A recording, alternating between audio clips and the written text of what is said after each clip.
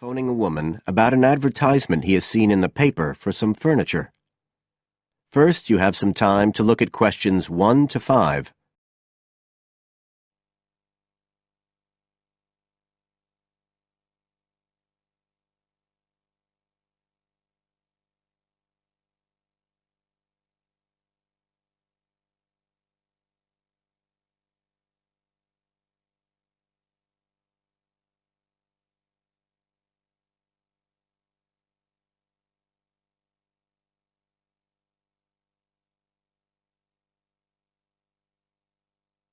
As you listen, because you will not hear the recording a second time. Listen carefully and answer questions 1 to 5.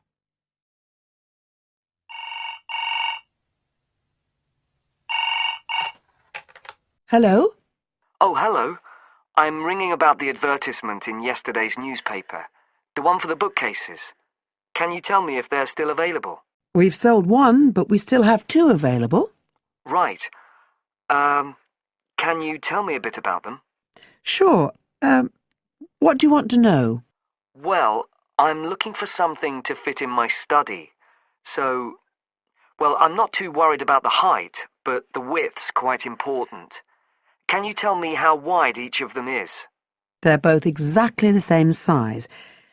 Let me see, I've got the details written down somewhere. Yes, so they're both 75 centimetres wide and 180 centimetres high. Okay, fine. That should fit in okay. And I don't want anything that looks too severe. Not made of metal, for example. I was really looking for something made of wood.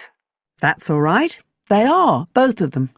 So, are they both the same price as well? No, the first bookcase is quite a bit cheaper. It's just £15. We paid £60 for it just 5 years ago, so it's very good value. It's in perfectly good condition. Well, they're both in very good condition, in fact. But the first one isn't the same quality as the other one. It's a good, sturdy bookcase. It used to be in my son's room, but it could do with a fresh coat of paint. Oh, it's painted. Yes, it's cream at present. But as I say, you could easily change that if you wanted, to fit in with your colour scheme. Yes, I'd probably paint it white if I got it. Let's see, what else? Oh, how many shelves has it got? 6. 2 of them are fixed, and the other 4 are adjustable, so you can shift them up and down according to the sizes of your books. Right, fine. Well, that certainly sounds like a possibility. Before you hear the rest of the conversation, you have some time to look at questions 6 to 10.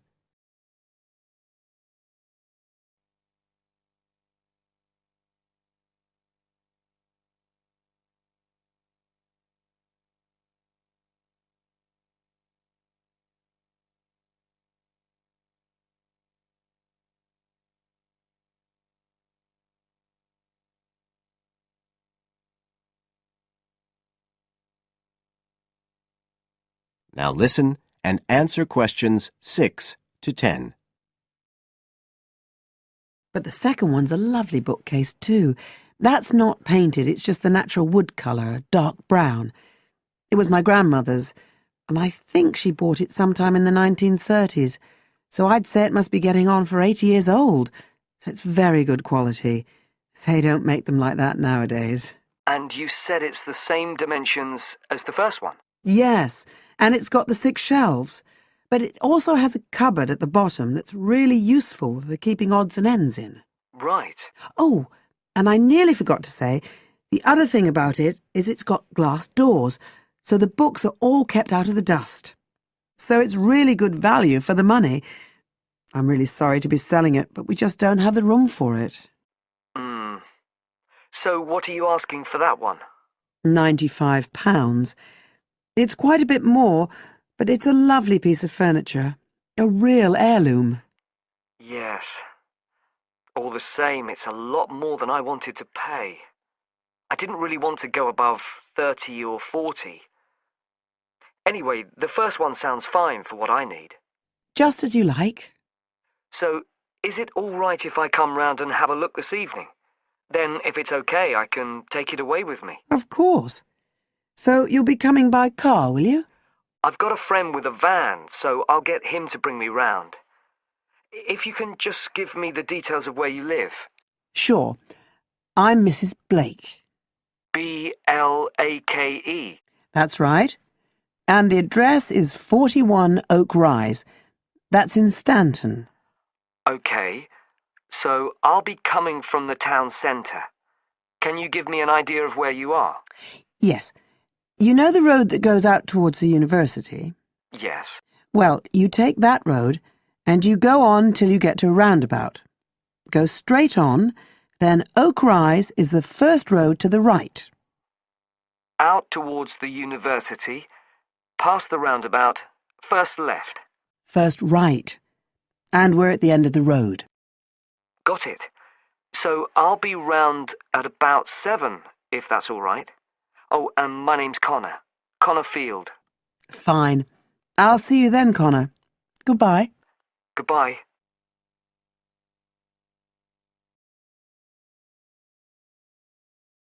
That is the end of part 1. You now have half a minute to check your answers.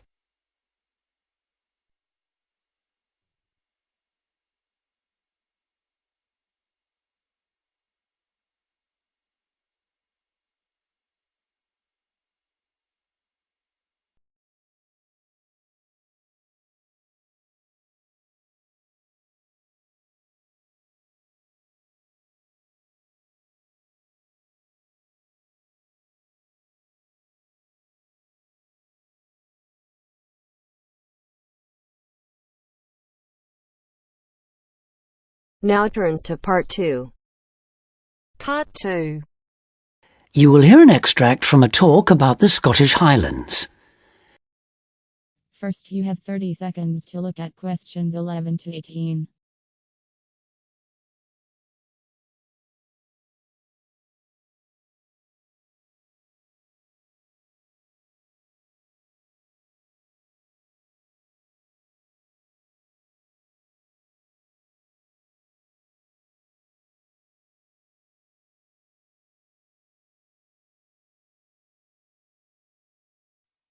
Today I have with me Moira Mackenzie, the author of several books in a well-known series of travel guides, and she'll be talking about what is probably the most fascinating wildlife area in Europe, the Scottish Highlands. Moira. Yes, that's right. And it's a wonderful place to visit with lots to do in an area that makes up over half of Scotland. Including the 790 islands that lie scattered around the coast, it covers 39,000 square kilometres. Getting there is easy. From here in Glasgow, a good starting point is Fort William on the west coast, with regular bus and rail services linking the two. I'd recommend the train, which takes 4 hours to get there. Alternatively, you can take the Highland Line, which takes the more easterly route up to Inverness. That, in fact, is a bit quicker, taking around 3.5 hours to cover the 280 kilometres from here. There are also two main options by road. You can take either the A9 up through Stirling and Perth and then on to Inverness, or else on the west there's the A82 which runs up to Fort William and then, if you want, on to Inverness. Now, a lot of people associate the Highlands with bitterly cold weather, but in fact the region has a generally mild climate as a result of being surrounded on 3 sides by sea, particularly the warm waters of the Atlantic. At sea level in the west, for instance, the temperature ranges on average from a minimum of 1 degree centigrade in January up to 18 in July, and you can actually see palm trees growing there. Obviously, though, the temperatures will be lower inland and on higher ground. You can expect it to rain a lot too, particularly in the west, where annually as much as 2,000 millimetres regularly falls, though this helps account for the rich variety of vegetation and wildlife. When you get there, you'll find there are plenty of reasonably priced places to stay. In Fort William, for instance, you can find a room for the night in a small hotel or a bed and breakfast for just £25, or for £28 to £30 in Inverness. It's probably a good idea to book ahead though, especially in the summer months. With all the leisure, sports and cultural activities on offer, the towns are becoming increasingly popular with visitors. For example, accommodation in Inverness won't be at all easy to find this year around the 23rd of July, as that's when the local Highland Games will take place. So, if your aim is to see the countryside, it may be best to stay in a small village.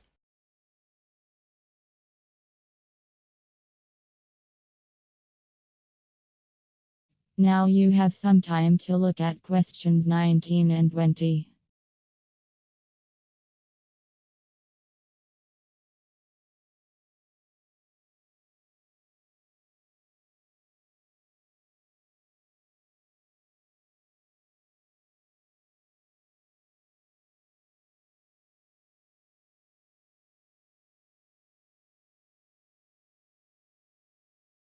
As I mentioned, there's a huge range of wildlife in the Highlands, but for those visiting the area, there are some basic ground rules that are essential if we are to protect it.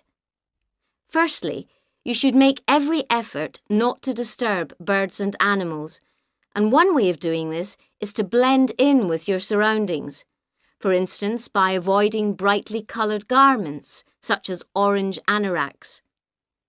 To see wildlife clearly, it's best to use binoculars, keeping your distance. This is particularly important during the breeding season. Wherever possible, use a hide so that they are less likely to detect your presence. Surprising though it may seem, visitors are advised to use their cars where no purpose-built hides are available, as people are apparently less likely to startle animals if they stay inside their vehicles. You may even find that creatures come up close to where you're parked, in which case, wait until they've gone before you move off. It should really go without saying that it's essential to be as quiet as possible, though sadly some people need reminding of this. Oh, and one other thing. Wild animals and pets don't mix, so please leave your dog at home, or at least somewhere he or she can't chase the wildlife or damage their habitat.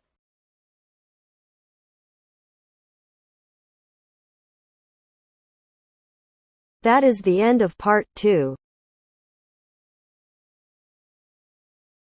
You now have half a minute to check your answers.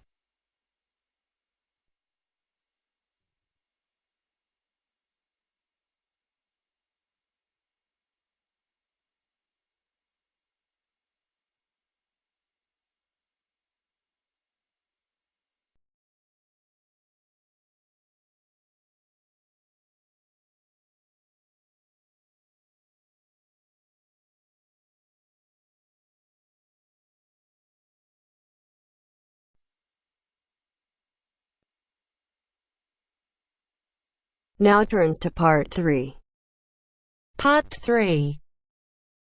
Richard Murray, a zoologist and popular TV personality, has been giving a talk on endangered species of wildlife to members of the Young Conservationists Association in a small town in the south of England.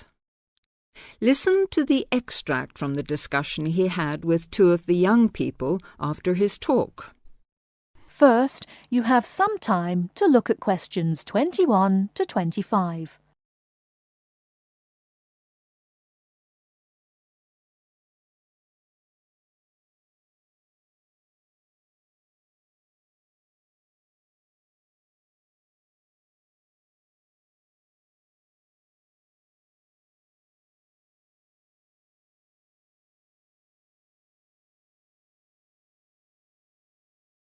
Now listen carefully and answer questions 21 to 25. What would you say, Mr. Murray, are the main reasons that so much of our wildlife will have died out by the end of the next few decades? Well, Tony, We can't, of course, rule out the effect of urbanization due to the spread of population, but apart from that, I believe there are two reasons which, in a way, are like the opposite ends of a piece of string. If you tie a knot in that piece of string, you end up with a circle, and whichever way you go round, it's going to turn out to be the same. I don't think I quite get that, Mr. Murray. Well, let's put it another way. It's rather like a film. You've got the good guys and the bad guys. They're pulling in opposite directions, but when it comes to the final showdown, it's hard to make out which is which. What are your two reasons, Mr. Murray? I call them greed and caring. Greed and caring? Yes, I know they don't seem to have much to do with one another, but think about it. The motive of greed is pretty obvious. In the course of the next few months, thousands of baby seals will be bludgeoned to death before they're even weaned from their mothers. What for? For the sale of their skins at inflated prices to please the vanity of a few and line the pockets of the killers. Crocodiles will be slaughtered to provide shoes and handbags for the rich. Gorillas, tigers, leopards and rhinos will be hunted for senseless sport or poached in defiance of regulations. Their skins, their horns, and their magnificent heads will be used as trophies to decorate someone's living room floor or walls. That's terrible. Yes, but it's not all. The whale, probably the most impressive and certainly one of the most intelligent sea mammals in creation, will be cruelly hunted and harpooned to make more money for the profiteers. The dolphin, the sailor's friend, will be indiscriminately battered to death at so much a head on the grounds that it is taking away the livelihood of a few fishermen by consuming the fish in its natural habitat. But surely, Mr. Murray, we do have to keep warm. We need whale oil and ambergris. Fishermen have to make a living. Part of what you say is true, of course, Tony, but we shall have to enforce far stricter controls if future generations are not to find themselves in a world devoid of wildlife as we know it. Well, I see what you mean about fur coats and crocodile handbags, Mr. Murray, but I don't understand what you mean by caring. That can't be bad, surely.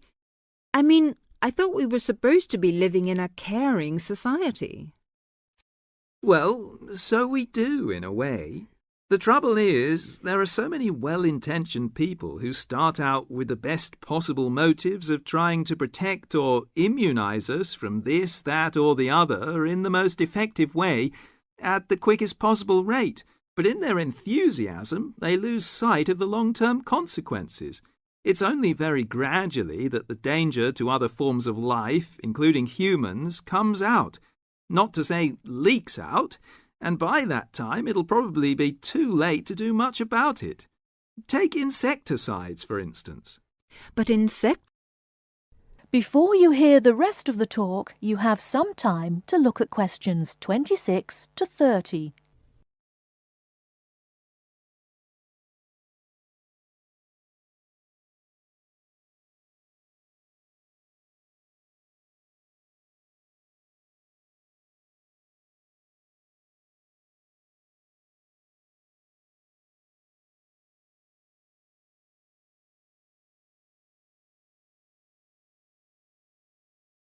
Now listen and answer questions 26 to 30. But insecticides protect crops from pests. They destroy disease-carrying mites and creepy crawlies like cockroaches. True, but nature has a way of developing her own immunity against insecticides and other pest controls, with the result that the biologists are driven to inventing stronger and stronger compounds, which, though they may annihilate the pest, nevertheless permeate the environment, are assimilated by plant and animal life, and become absorbed by the soil. Countless innocent creatures, the beaver or the mole, for example, are performing a useful task in the natural control. The alarming prospect is that as these poisons enter the foods we eat, and consequently our own systems, they'll find their way into the body of the pregnant mother and into her milk, offering incalculable risks to the unborn or newly born infant. In spite of all our technological expertise, our time is running out. We're virtually destroying ourselves. That is the end of part 3. You now have half a minute to check your answers.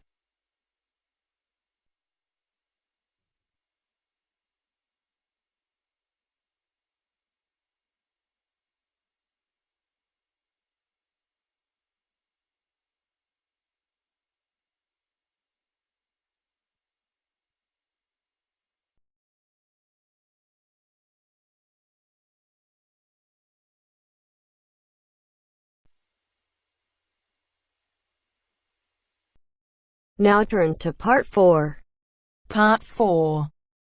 You will hear a lecture about the Inuit Eskimos of Alaska and Canada. First, you have some time to look at questions 31 to 40.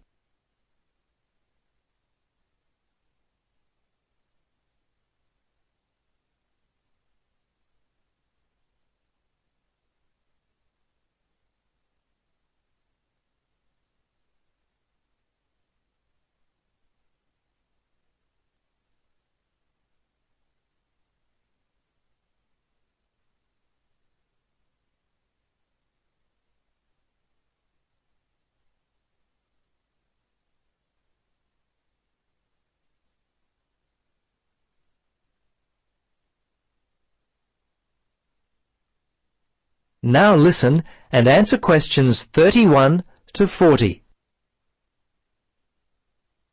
Good afternoon. In our lecture today, we will continue our study of people who inhabit the northernmost regions of the world.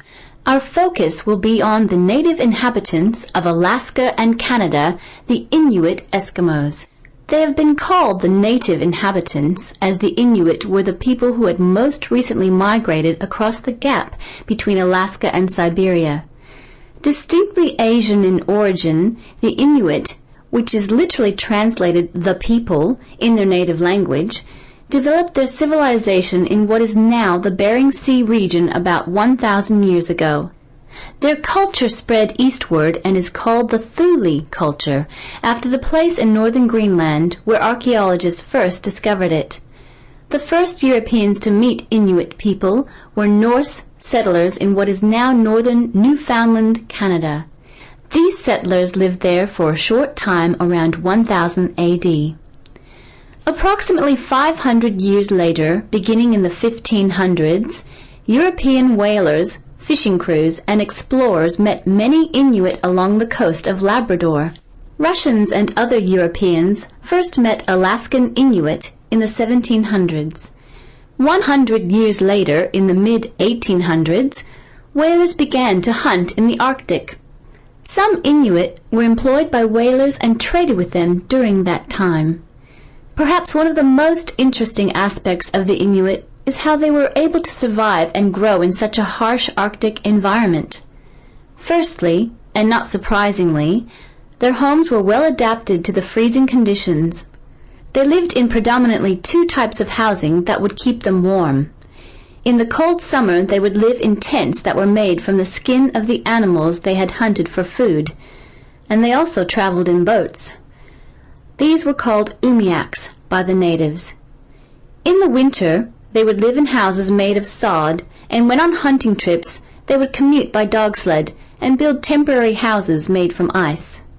These igloos, which is the Inuit word for house, were uniquely made with a sharp blade carved out of walrus tusk. They would cut large blocks of hard-packed snow, about 3 meters wide, out of the ground. The blocks would then be used to build a 6-meter dome over a wide, shallow hole. Within 1 or 2 hours, an igloo up to 10 meters in length could be built. It was weatherproof and large enough to house an entire family.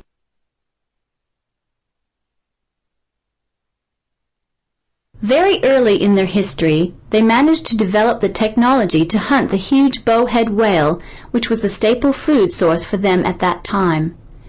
They also hunted walruses and seals. On land, they hunted polar bears, moose, and various other game. The harsh environment in which they lived meant that a steady supply of food was often difficult to come by. Therefore, the Inuit were a people constantly on the move, looking for food, which meant that their dwellings had to be easily built and easily dismantled. They inhabited the wide open land and, as such, moved freely around it in search of food. Today, the traditional way of life has basically ended for the Inuit. They live in wooden homes rather than in snow houses, sod houses, or tents. They wear modern clothing instead of animal skin garments. Most Inuit speak English and Russian. Some speak Danish, while fewer still continue to hold on to their cultural roots by passing on to the younger generation their native language. The kayak and umiak, their principal means of travel, have given way to the motorboat, and the snowmobile has replaced the dog team. The combined percentage of the Inuit population in Alaska and Canada stands at 63%, the latter being 29% and the former around 34%. Some Alaskan Inuit live in towns and cities, but the majority live in small settlements and hunt and fish for most of their food. Most of those in Canada live in towns in housing provided by. That is the end of part 4. You now have half a minute to check your answers.